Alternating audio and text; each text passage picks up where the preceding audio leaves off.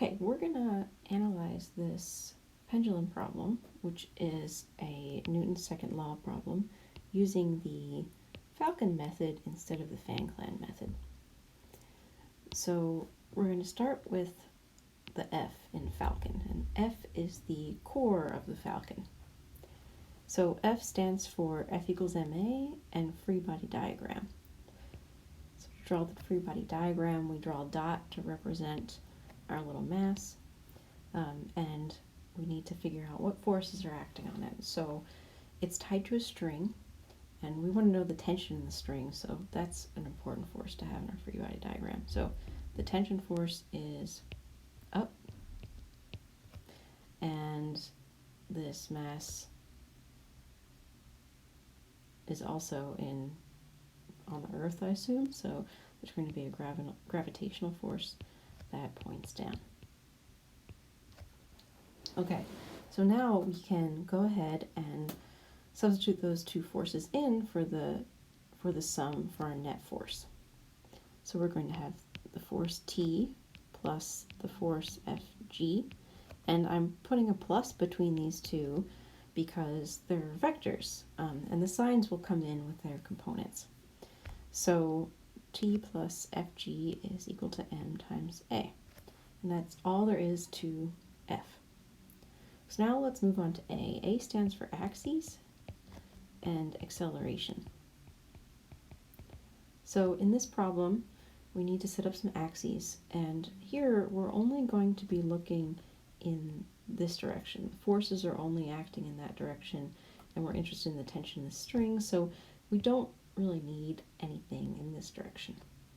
So I'm just going to say that this up and down direction is the y-hat direction. So then we just ask ourselves, okay, how is the mass accelerating? So in this case, the acceleration, because this mass is moving in a circular arc, the acceleration is going to point in towards the center of the circle. And it's undergoing circular motion, so we know that that acceleration that points in our y direction is v squared over the radius of the circle r. In this case, that acceleration is v squared over the radius is L, and it's in the positive y-hat direction. So that's our acceleration vector. Next we look at laws. So for this step, you just look at your F equals ma equation. You look on the left-hand side and you ask, do I know any formulas that go with any of those forces? So in this case, tension is just T, but Fg has an expression that goes with it. It's, we usually say the force of gravity is m times g, and let's see what direction it points in. So the force of gravity is pointing down in the negative y direction, so this has to be negative mg y hat. Okay, so that's it. So I drew the letters where I did because this is the main equation that we're working with, and we're using A and L to fill in for some of the quantities in F equals ma. So what we're going to do now is we're going to take everything that we found in step A and step L and plug it into F. And that's why C stands for combining and components. And any constraints. We don't have any other kinds of constraints here, so we don't have to worry about that. So we only have one direction, just y. So our equations, we just have a y component that matters, so we're just going to write down the y component.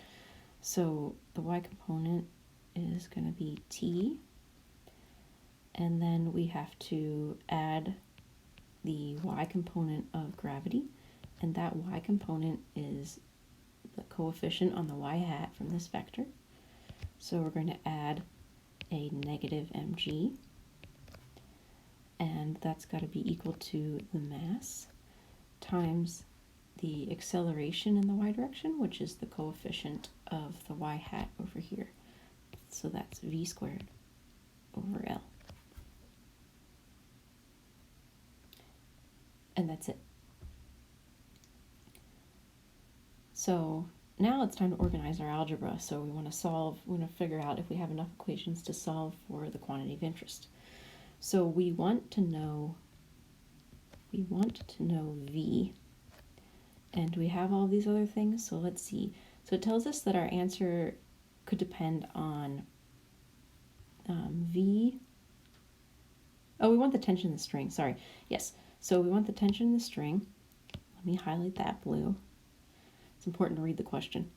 Highlight that blue, and our answer can depend on v, so we know that. It can depend on m, so we know that.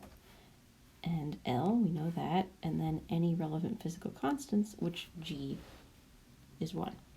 Okay, so we want to solve for t. So the first thing I'll do is I'll just add mg to both sides.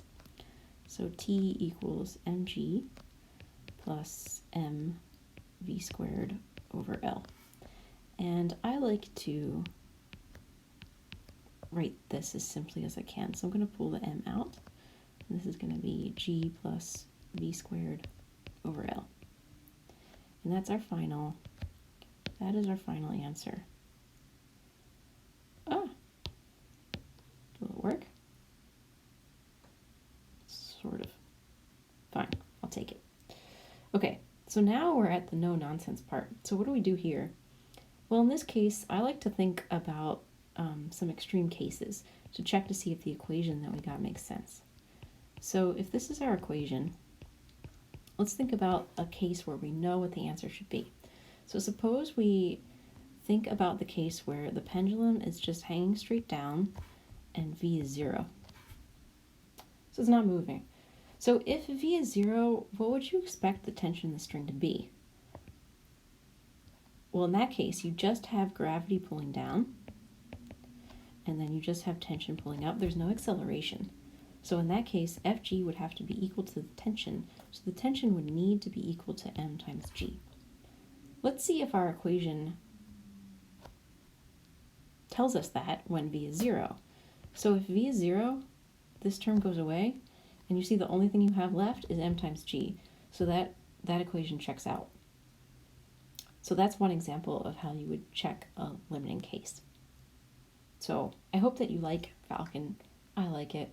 Give it a shot, see if it works for you.